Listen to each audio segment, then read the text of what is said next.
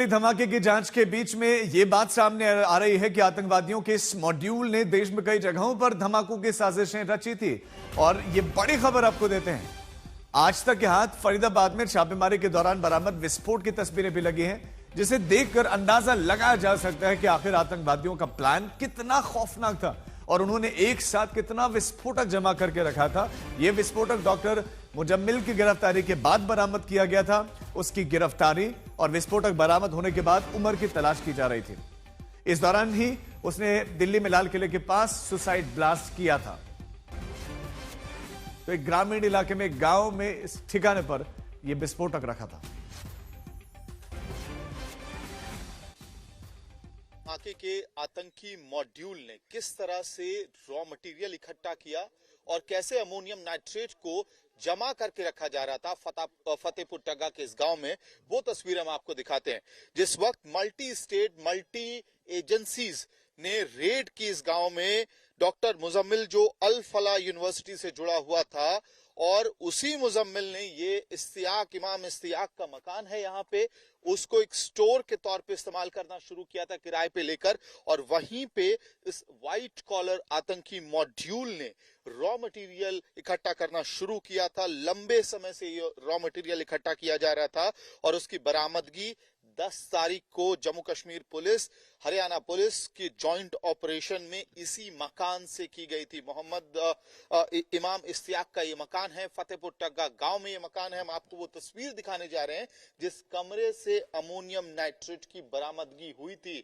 2500 kilo से ज्यादा ammonium nitrate raw material, fertilisers यानी कि विस्फोटक का पूरा रॉ मटेरियल देश को धमाकों से दहला देने की तैयारी जहां पे की जा रही थी, उसका एपी सेंटर इसी कमरे में था, जहां आप देखेंगे किस तरह से एक ऐसी जगह को चुना गया इन आतंकियों द्वारा जिसपे किसी को शक ना हो। एक तो गांव, ग्रामीण इलाके में भी भूस की ढेरी वाला ये घर, जहां पे लगभग ये पूरा मकान खाली पड़ा हुआ है और यहां पे अलग अलग फर्टिलाइजर्स के कट्टे रखे हुए थे और इसी कमरे के अंदर अमोनियम नाइट्रेट तकरीबन 2500 किलो रॉ मटेरियल, 2500 किलो से भी ज्यादा का रॉ मटेरियल यहां पर इकट्ठा किया गया था।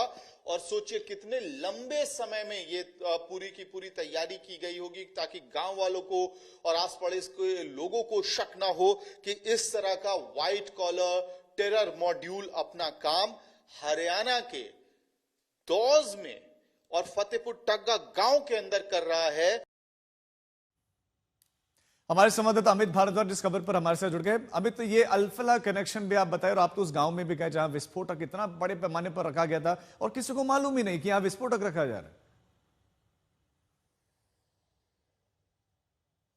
बिल्कुल राजीव, देखिए उसकी वजह भी है कि अमोनियम नाइट्रेट आमतौर पे एक फर्टिलाइजर के तौर पे इस्तेमाल होता है और अमोनियम नाइट्रेट जमीन के अंदर नाइट्रोजन के कंटेंट को बढ़ाने के लिए इस्तेमाल किया जाता है, जिससे फर्टिलिटी बढ़े, जमीन की उपज बढ़े। लेकिन यही अमोनियम नाइट्रेट जब आतंकवादियों के हाथ लग जाता है तो जिंदगियों को बर्बाद करने के लिए, लोगों के बीच और शहरों के बीच तबाही लाने के लिए इस्तेमाल होता है। और ये उदाहरण पहले भी हमने देश और दुनिया में देखा है, जहां एक तरफ जैश माना जाता है कि अमोनियम नाइट्रेट को बम बनाने के लिए इस्तेमाल करता है, वहीं अमेरिका में ओक्लाहोमा में इसी तरह की एक घटना थी जिसमें तकरीबन 2000 किलो से ज्यादा अमोनियम नाइट्रेट को ट्रक पे लोड करके फ्यूल के साथ उसको डिटोनेट करके मास मर्डर्स वहां पे किए गए थे।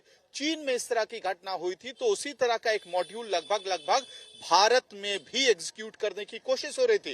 राजीव, आप समझिए कि जिस कमरे से हम रिपोर्ट कर रहे थे, रिपोर्ट दिखा रहे थे अपने दर्शकों को, वहां पे 2500 किलो से ज्यादा अमोनियम नाइट्रेट और अलग अलग रॉ मटेरियल इकट्ठा किया गया था।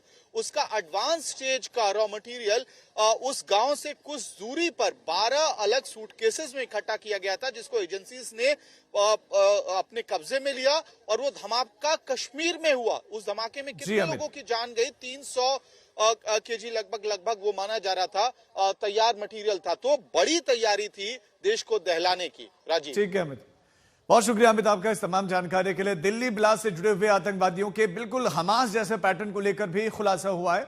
सूत्रों के हवाले से खबर है कि लाल किले धमाके में शामिल जैश के मॉड्यूल ने ठीक वैसे ही हथियार इकट्ठा करने का प्लान बनाया था जैसा कि आतंकी संगठन हमास ने गजा में हथियार इकट्ठा किया था। जितेंद्र बहादुर सिंह हमारे संवाददाता इस पर अपडेट देंगे। जितेंद्र, क्या खुलासा हुआ है?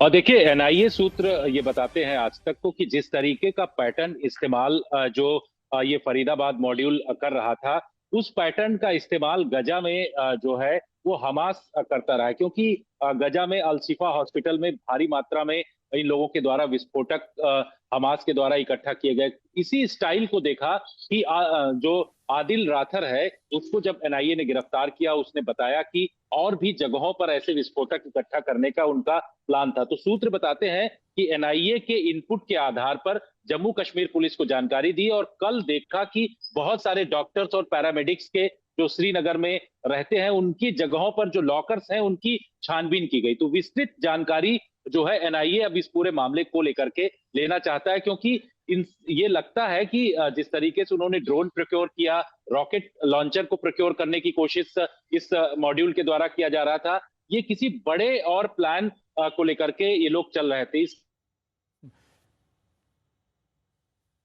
ठीक है जितेंद्र, आपके पास हम लौटते हैं, बने रहे हमारे साथ। तो हमास जैसा गजा में उसने किया था, बिल्कुल उसी तरह की प्लानिंग यहां पर भी चल रही थी और उसी का खुलासा भी हुआ है। दिल्ली ब्लास्ट केस में ये बिल्कुल हमास मॉड्यूल पर काम कर रहे थे और यहां पर अल फलाह यूनिवर्सिटी वो केंद्र